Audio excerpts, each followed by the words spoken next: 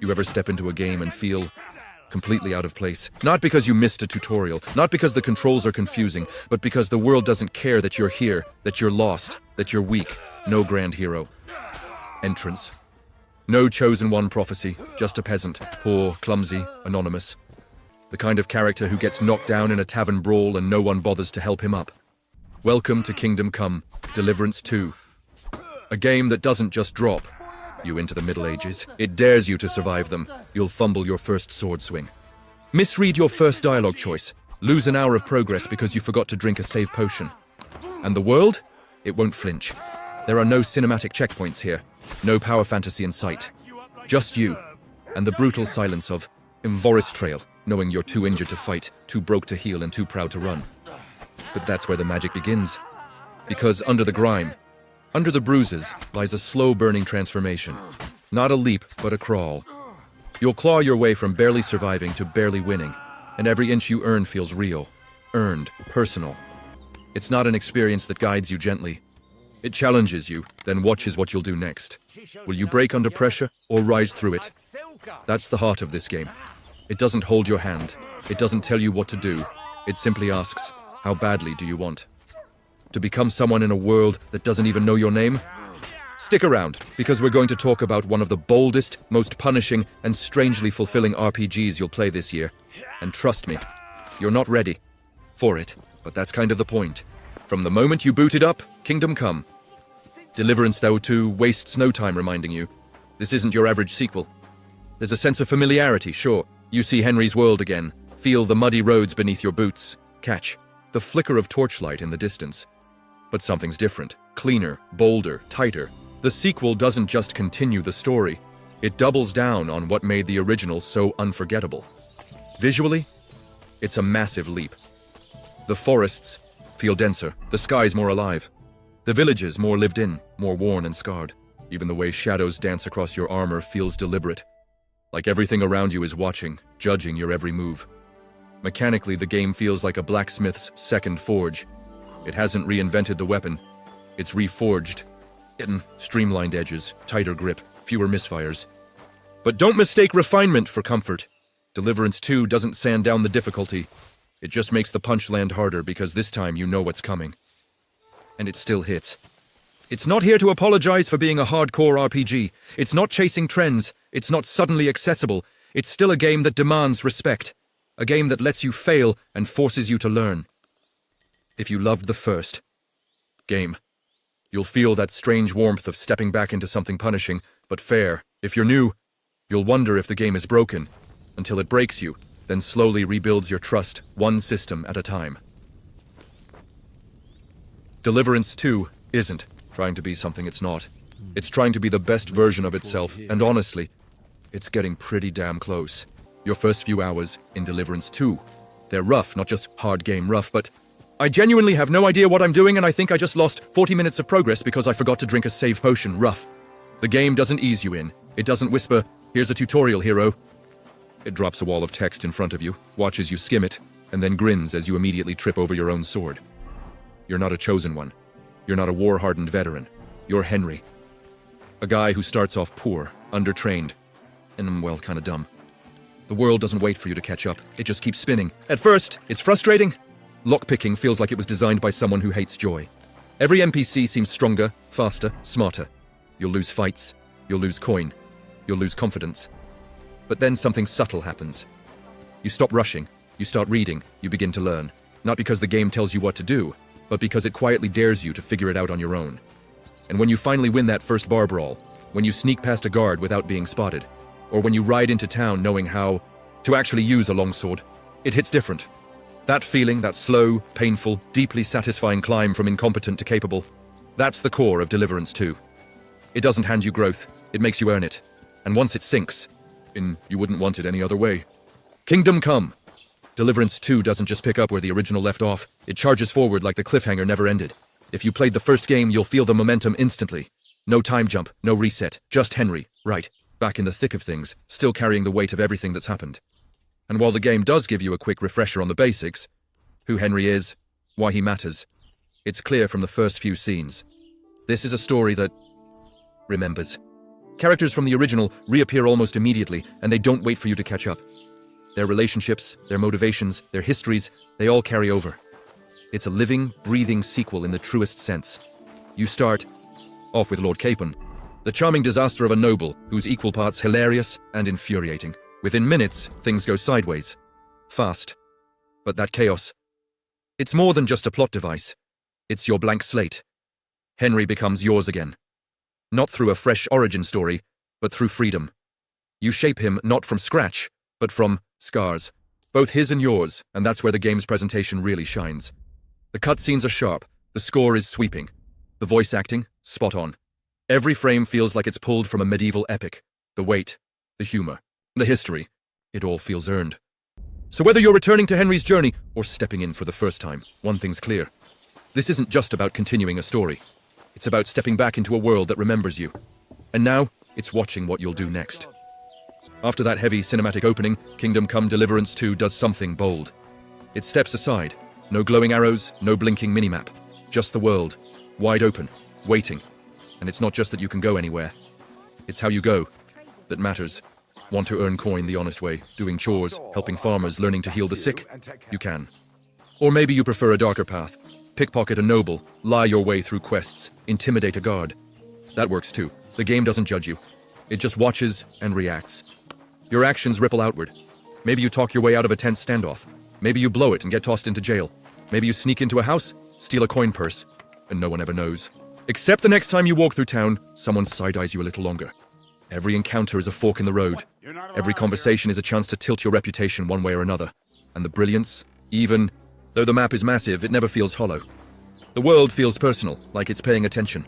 Like your choices aren't just checkboxes, they're remembered. This isn't role-playing where you pick a class at the start and follow a script. This is dynamic storytelling, forged one messy, meaningful decision at a time. So go ahead. Be the hero, or don't.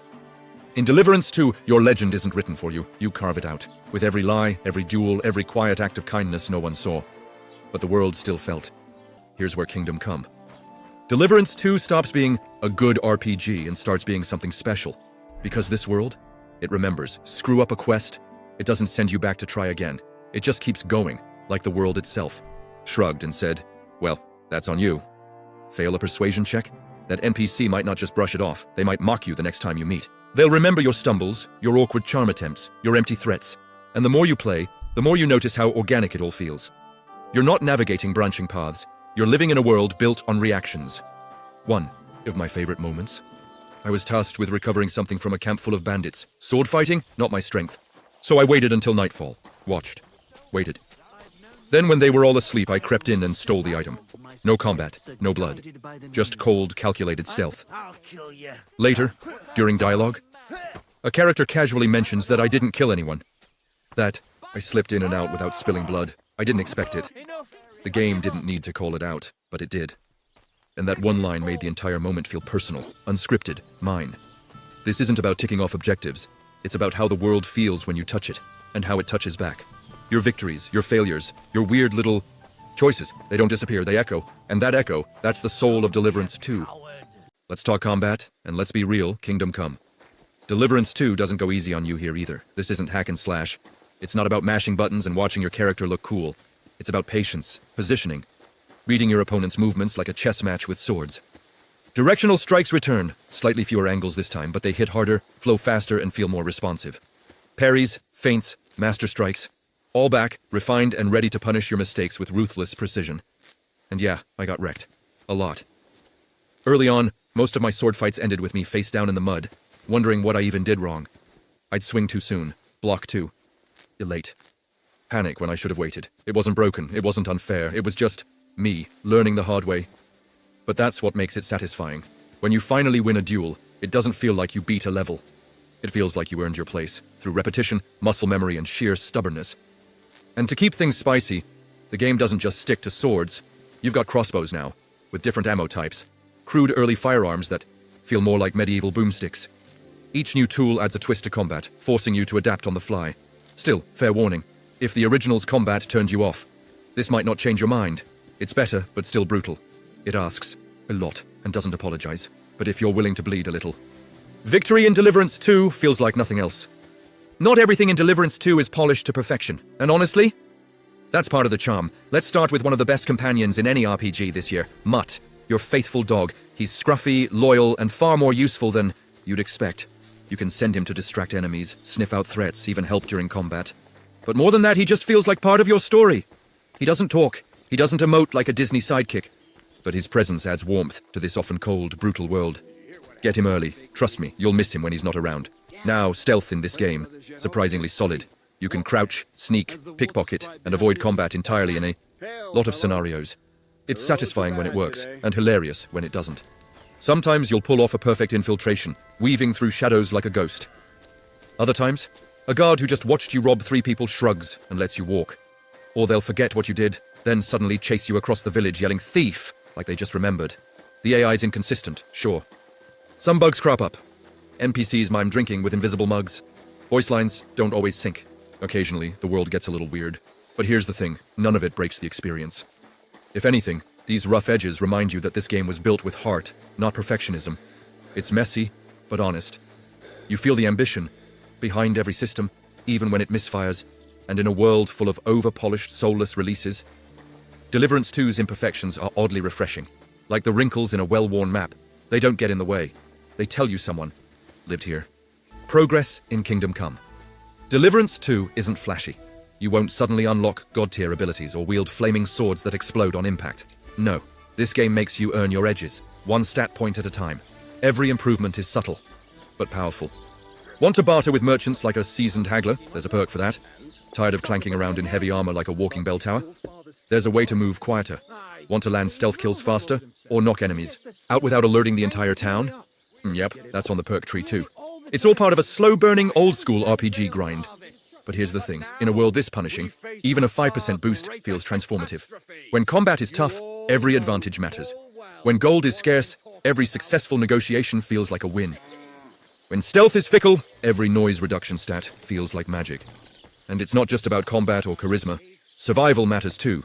You'll need to manage your hunger, your sleep, the condition of your gear. Neglect these things, and you'll feel it. Slower movements, reduced stamina, lower effectiveness in just about everything. But take care of yourself, and suddenly Henry becomes not just more capable, but more alive. This system doesn't overwhelm you. It doesn't punish you for experimenting. It simply makes you feel the weight of every small improvement. Like you're building something real, bit by bit, action by action, in a world that offers no shortcuts. Deliverance II reminds you, the grind isn't just worth it, it is the reward. There's a moment in Deliverance II. You're riding your horse at dusk, the sun melting behind the trees, long shadows stretching across the dirt path. A gentle mist begins to roll through the forest. The score, soft, melancholic, rises in the background, almost as if it knows something you don't, and in that instant, you forget you're playing a game. That's the power of Deliverance II's world. It doesn't just exist, it breathes. It feels like a place you could reach out and touch. The forests are thick and mysterious. The fields sway with the wind. Cities bustle, not because a quest tells them to, but because life moves on, even when you're not looking. There's no pressure to follow a glowing waypoint. No overstuffed minimap screaming for your attention. The game trusts you to be curious, to take a wrong turn and find a camp, a shrine, a grave hidden beneath a crooked tree, to get lost and be okay with it. And the reward for wandering? It's not just loot, it's moments, unexpected conversations, atmospheric shifts, the subtle way the game weaves emotion into exploration, making even the smallest discovery feel significant. Deliverance II doesn't treat exploration as a chore. It treats it as reverence, for the land, for the history, for the silence between battles. And in doing so, it builds a world that doesn't just entertain you. It invites you to slow down, to look around, and to feel something real, between the sword fights and stat sheets. Let's be real, Kingdom Come. Deliverance II isn't flawless. I had a few hiccups, one endless loading screen that forced a restart, some awkward animations where characters lifted mugs, with nothing in their hands, a few voice lines that didn't quite sync. The usual suspects, really, but compared to the original game's launch, this is a massive improvement. No game-breaking crashes, no game-breaking bugs. Just the occasional quirky moment that reminds you, yep, this is still a huge handcrafted RPG. And in a weird way, those imperfections almost fit the experience. They don't pull you out of the world, they ground it, make it feel raw, honest, human. But here's the thing, Deliverance II isn't trying to be for everyone. It's not chasing accessibility, it's not chasing trend. It's not trying to hold your hand or make you feel powerful from the start. It's trying to pull you deep into its world, its systems, its sense of history and consequence. And if you let it, if you give it time, it gives back. You'll grow with Henry. You'll struggle, you'll adapt. You'll fail in ways that feel personal, and succeed in ways that feel earned. You'll step into a world that doesn't bend for you, but shifts around your choices. It's not perfect, it's not easy, but it's unforgettable. For those willing to meet it on its own terms, Kingdom Come, Deliverance II isn't just a game. It's a journey worth every misstep, every muddy mile, every hard-fought win, and in the end, that's the kind of RPG that sticks with you. Long after the credits roll, Deliverance II won't be the game everyone talks about at every award show. It's not trendy, it's not easy, it's not shiny. But for those who dare to step into its world, really step in, it's unforgettable. Because every scar, every setback, every quiet sunrise over Skullets feels earned. You don't just play Henry's journey, you live it. So if you've ever wanted a game that doesn't just tell you a story, but lets you carve your own into the dirt and blood, this is it. And now we want to hear yours. Drop a comment. Did you play the original? Are you diving into the sequel? What moment hit you the hardest? Like this video if it helped. You decide. And if you're new here, consider subscribing for more raw, real, no BS game breakdowns. Because sometimes, the most beautiful games aren't the ones that impress you from the start. They're the ones that challenge you to stay. And in that challenge, you just might find something worth remembering. Thanks for watching. See you in Skullets!